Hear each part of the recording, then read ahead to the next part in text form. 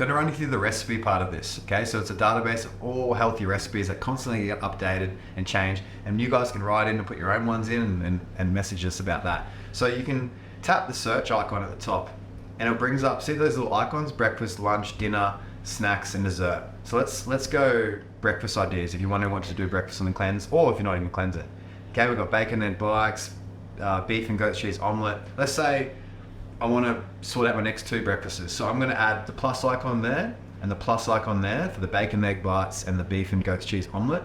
And then you just go to your shopping list here, you click combine at the top, and anything that's similar is in that. And now we've got a whole shopping list that I'll go do that. And then I have this sort of shopping list for my food for the week that you can cook. Okay? And again, you can do so much with this. Like, back to the food thing, let's go desserts, because that's what we're all about. Right? Yeah. And you got Sheridan's Avo Mousse that she let us use in the Parasite Cleanse PDF. So you got Sheridan's Avo Mousse, there's a name there, and there's a link to do the whole thing, right? And again, you can add that.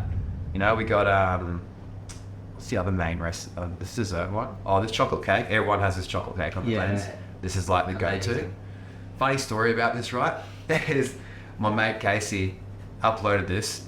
Everyone calls it Casey's chocolate shake. There are thousands of people now, and he got it off the internet somewhere years ago. He doesn't even know where he got it all, but now everyone's credited him to this cake. We don't know where it's originally from. So now it's Casey's chocolate cake. So everybody's name to it, which is classic. And yeah, so definitely try that sort of stuff.